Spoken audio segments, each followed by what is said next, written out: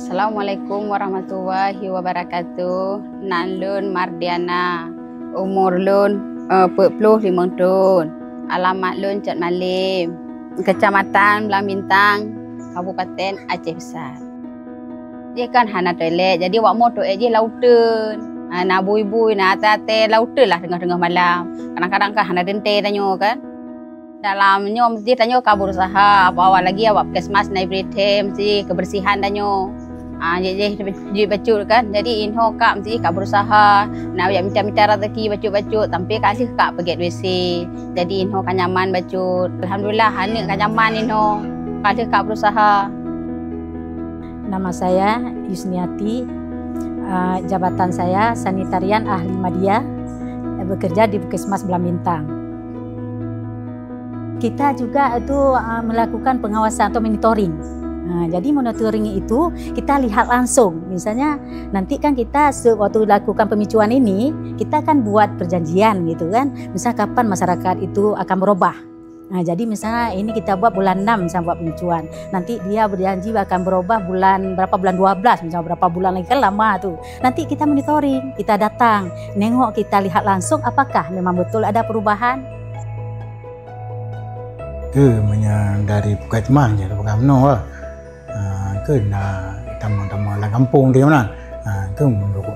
Dengan awak kader, ngaurin yang cuma bagi cuma laki idin mentang. Cuma laki idin awaknya tambang tu ya parita keluarga kampung pakiban hal keadaan dalam rumah tangga kemenan. Kadang pernah kekurangan, na keluarga yang kelebihan kemenan.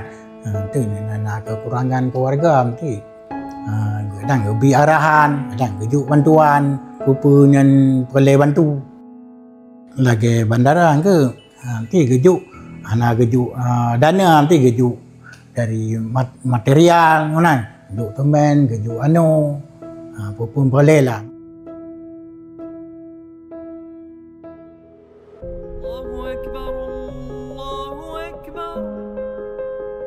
Januari 17 2025 menjadi tanggal keramat bagi para pejuang sanitasi di Provinsi Aceh, di mana akhirnya Aceh mencapai 100% stop buang air besar sembarangan dan akan menjadi provinsi SBS pertama di Sumatera atau yang ke-6 di Indonesia. Capaian ini memiliki makna penting, tidak hanya sebagai refleksi kebahagiaan dan kepuasan terhadap hasil yang diraih, tetapi karena perjalanan panjang dan upaya kolaboratif yang epik dalam mewujudkan SBS di Aceh dengan dinamika dan tantangan yang dihadapi. Yang menjadi tonggaknya ketika kita menerima surat dari Kemendagri terkait dengan capaian SBS Aceh pada tahun 2023, tepatnya di bulan September itu baru mencapai 31%.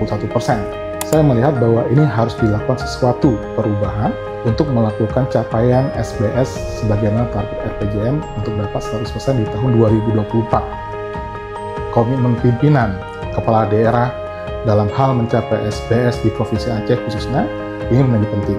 Dan ini kami coba bungkus melibatkan gubernur dan seluruh bupati wali kota se-Aceh untuk melakukan komitmen bersama untuk menuntaskan capaian SBS di Provinsi Aceh agar bisa 100% di tahun 2024.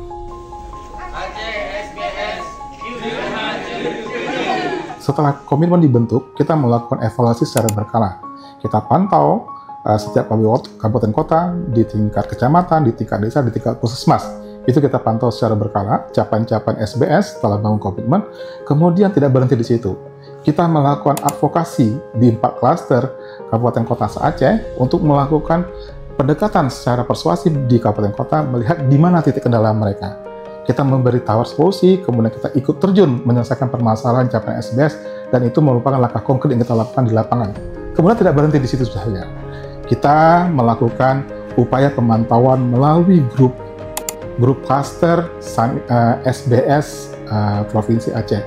Di situ kita memberi informasi progres SBS Aceh hari per hari, kita sampaikan kepada Bapak Gubernur, kemudian Bapak Gubernur menginstruksikan kepada Bupati Wali Kota untuk melakukan follow up progres SBS se-Aceh. Dalam pencapaian SBS ini, pihak kesehatan tidak bisa bekerja sendiri. Jadi dengan adanya koordinasi antara OPD terkait sanitasi sangat mendukung terhadap pencapaian tersebut. Dengan adanya kepedulian dari pihak gubernur yang pada kaitannya ini ditugaskan kepada Biro Administrasi Pembangunan Setda Aceh sebagai leading dalam proses koordinasi untuk percepatan SBS di Aceh. Nah, dalam hal pencapaian ini kita melakukan advokasi kepada kepala daerah yang ada di 21 kabupaten kota di sini. Nah, kemudian serta kita lakukan juga penyampaian persepsi antara pusat, provinsi, sampai dengan kabupaten kota dan sanitarian yang ada di puskesmas. Yayasan Aceh Hijau sendiri sebagai mitra pelaksana dari UNICEF, banyak upaya yang kita lakukan untuk membersamai pemerintah dalam upaya percepatan SBS. Di antaranya adalah dengan advokasi secara konsisten dan dalam upaya untuk menemukan champion agar dan juga mengadvokasi mendorong pemerintah daerah untuk mengambil leadership dalam penuntasan ODF ataupun SBS di Provinsi Aceh ini. Setidaknya ada 5 faktor utama yang berkontribusi untuk pencapaian ODF di Aceh. Yang pertama adanya kebijakan pendukung yang memadai, baik kebijakan itu dari level nasional hingga ke daerah dan kemudian juga diturunkan ke kabupaten kota. Ini menjadi hal utama. Yang kedua, kemudian adanya leadership dari pemerintah daerah dan juga adanya champion. Ini ada sosok champion dari misalnya Kepala Biro Adpem di sini yang hadir untuk mengisi kesenjangan dan menjadi champion dalam penggerak ODF ini. Tentu didukung oleh kerjasama yang lainnya. Lalu yang ketiga yang tidak kalah penting adalah adanya kerjasama lintas sektor. Nah, adanya champion ini kemudian mampu menjembatani koordinasi lintas sektor. Ini tidak hanya melibatkan misalnya Biro Adpem dan Dinas Kesehatan, tapi lintas dinas lain-lainnya yang terkait juga terlibat dalam proses ini. Nah, kemudian yang keempat, adanya dukungan dari pemerintah pusat. Nah, bagaimana peran pemerintah pusat untuk mereinforce kebijakan dan juga untuk memberi dukungan teknis, bahkan juga dukungan pendanaan. Dan yang terakhir juga adanya mitra pembangunan dalam hal ini termasuk UNICEF dan Yayasan Aceh Hijau yang memberikan dukungan teknis, pendanaan dan juga advokasi secara konsisten membersamai pemerintah baik di tingkat nasional hingga ke kabupaten dan provinsi dan juga kabupaten kota. UNICEF mendukung percepatan ODF di Aceh karena sanitasi yang layak sangat penting untuk kesehatan anak, dan di Aceh masih banyak keluarga yang belum punya akses jamban aman, dan tentunya ini berdampak langsung pada tingginya prevalensi stunting dan juga berkontribusi terhadap tingginya penyakit diare yang ada di Aceh. Karena itu kami tidak hanya fokus pada pembangunan fisik tapi juga perubahan perilaku. Kami mendorong advokasi kuat ke pemerintah dan membentuk 4 klaster kabupaten kota bersama mitra lokal. Tujuannya adalah agar mereka antar kabupaten bisa saling belajar, saling berlomba, dan mencari solusi pembiayaan termasuk melalui dana desa dan juga pendanaan dari Baitul Mal. Targetnya juga jelas, semua kabupaten kota di Aceh bisa dideklarasikan ODF pada tahun 2024. Baitul Mal Aceh berkomitmen untuk berpartisipasi dalam program Stop Buang Air Besar Sembarangan (SBS), dan kita telah memulainya sejak tahun 2020 dan sampai 2024 ada sekitar 1.125 jamban yang sudah kita bangun di 18 kabupaten kota, dan juga sekitar dana yang kita gulirkan 8,8 miliar. Dan untuk mendapatkan hasil maksimal, Baitul Mal Aceh juga berkolaborasi dengan berbagai instansi lintas sektoral dengan Bapeda, Biro Adpem, BKKBN, kemudian ada Dinas Kesehatan, bahkan yang UNICEF yang sebagai organisasi global yang prihatin juga terhadap masalah ini. Kemudian dengan NGO lokal, Yayasan Aceh Hijau, dan kita semua berkolaborasi.